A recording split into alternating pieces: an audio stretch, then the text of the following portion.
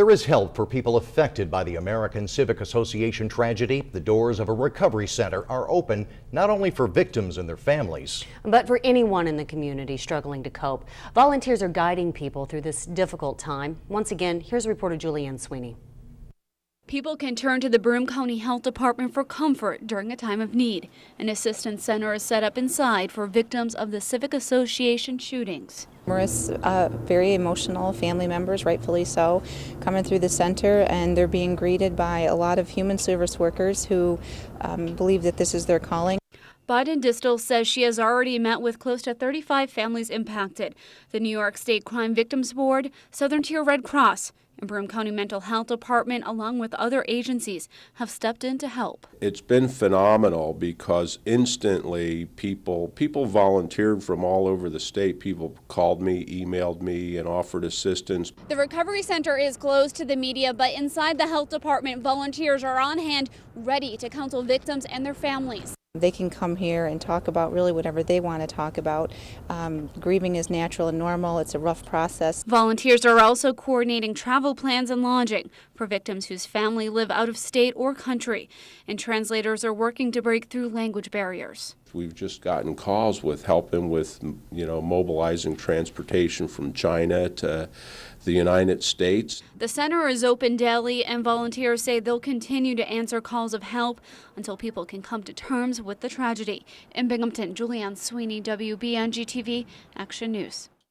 The Victim Assistance Center is at the Broome County Health Department at 225 Front Street in Binghamton. It's open daily, 9 a.m. to 5 p.m. You can also call the crisis hotline at 778-3911. If people don't speak English, translators are available.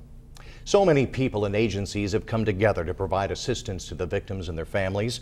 We talked with Arthur Johnson, Broome County's Commissioner of Social Services and Mental Health, who's helped lead the response. From a mental health standpoint, how difficult has it been to help for victims and their families? Well, we have actually worked as a team, mental health providers working side by side with Crime Victim Assistance Center staff to try to make sure that there's mental health help available. The people involved in this incident are not mentally ill. They're going through a normal crisis in their life. We have staff available who, understand the bereavement process, the grief process. Also, we're doing everything we can to be sensitive to the different cultures that are involved in this event. What have been some of the barriers to getting help to the victims and their families? Well, one of the things that we did as soon as possible was to get the names and then to reach out to everybody. And as you can imagine, these people have been through the worst event of their life. They're crying, they're stoic, they have all different kinds of responses to this. Some of them have wanted help and some of them haven't. And that's their choice. We have reached out multiple times, though, to families to make sure that they know we're there. What are some of your thoughts on the tragedy and how the community jumped in and responded immediately? It's just phenomenal how everyone in this community has offered assistance and come together to help out with this tragedy. We see it as, really it's a community event, and the American Civic Association, they're just there to help people. It's awful that this event happened there.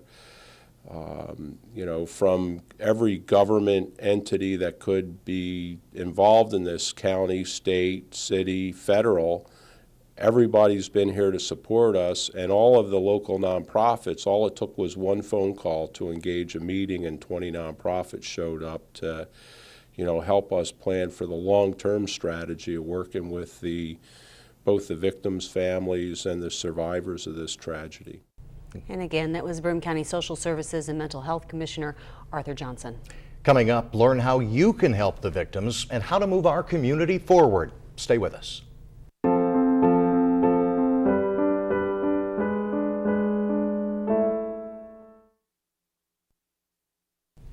Attention is focused on assisting families of the victims. Catholic Charities has set up a special fund to assist victims. You can make checks out to Catholic Charities and be sure to include Civic Association in the memo line so they know where to direct your contribution.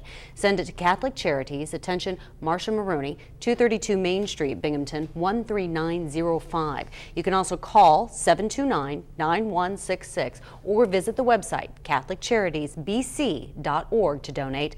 Type Civic Association in the memo box. The Broome County Council of Churches is looking for monetary donations to help families cover funeral expenses, emergency food, and medical bills. You can make a check out to Broome County Council of Churches and put ACA victims in the memo line. That donation can be mailed to the Broome County Council of Churches, 3 Otsiningo Street, Binghamton, New York, 13903. And the Islamic Organization of the Southern Tier has set up a fund to help the 13 families. You can send a check to Islamic Organization of the Southern Tier at 161 Grand Avenue, Johnson City, 13790. Just put Victims Assistance Fund on the memo line of your check. If you include a return address, a tax-deductible receipt will be sent back to you. Countless organizations are helping victims and their families recover from that tragedy and begin the healing process. We spoke with Rainey Bodden-Distel, Executive Director of the Crime Victims Assistance Center of Broome County, who is meeting with people one-on-one. Rainey, from a mental health standpoint, how do you explain the shootings to victims and their families? Well, I think that's what makes it incredibly difficult when there's no rhyme or reason for these things to happen. I mean, as human beings, we like things to be logical and understandable, and sometimes that's just not the case. I think that kind of impedes the recovery process for people. And in the recovery process, how do these families and the victims begin the healing process? I think it's really important that they have someone to talk to. A support system's hugely necessary.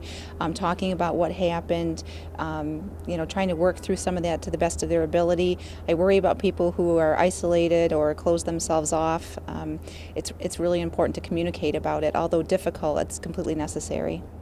Many of these victims are immigrants who may not have a support system here. Have you seen the community step in and provide some of that support system? Absolutely have. I've talked to a few people actually who said that they were very encouraged by the outpouring from the community because it really shows how accepting they are of our refugee population and how the refugee families have since assimilated into the community. It's just become quite evident through this whole process. What have your conversations been with the victims? What do you tell them? How can they move forward?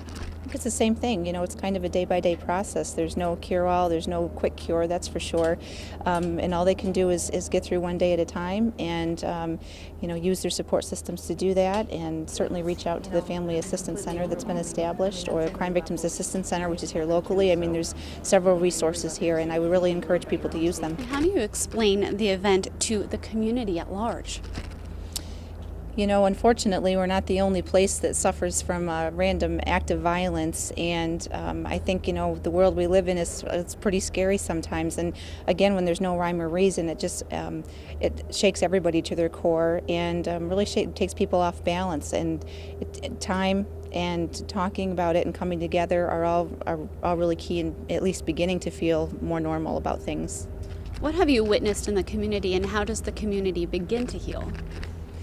I think, like I said earlier, the one good thing that's come out of all this is everybody comes together, and it's always very encouraging when people do that. When they come together, something productive is done, all differences aside, everybody's there for the same purpose, and it's kind of a higher good, and that's enough to recharge my batteries. I know that. Just to witness that's incredible. Again, the Executive Director of the Crime Victims Assistance Center, Rainey Bodden-Distel. And our special tragedy and tribute will continue right after this.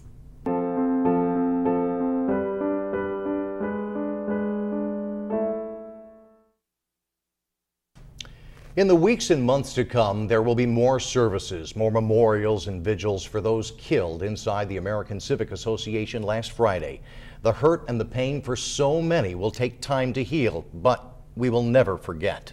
Our hearts and prayers go out to the victims, their families, friends, and others who are grieving such a senseless loss of life. And as some have said, the community will be defined by our response to the tragedy, not by the tragedy itself. WBNG TV needs your help to help the victims of the shootings. You can help by watching Action News this Tuesday between 5 p.m. and 6:30 p.m. We'll have volunteers on the phones to take your calls with donations. And as we mentioned a few minutes ago, Catholic Charities is one organization that set up a special fund to assist victims. Your call with a donation will go to that fund. Again, that's this Tuesday, starting on Action News at 5. Be sure to stay with WBNG TV Action News for continuing coverage of the tragedy in the weeks to come. I'm Candace Chapman. And I'm Greg Cantlin. Thanks for watching. I wish I could say I understand why he would do something like this. The residents of the city of Binghamton are safe, and we have no idea what the motive is. To see just the outpour of support and love and kindness from the community, it's just encouraging. You know, I think that we're strong and that this turmoil, this tragedy will bring us together. The whole world has seen the fortitude, the quiet strength, the unity of people of the Southern Tier. It's a tragedy that brought us together, but we're here for all the people through hard times. Our community will be defined by the response to this tragedy and what it really is, and that's a great community.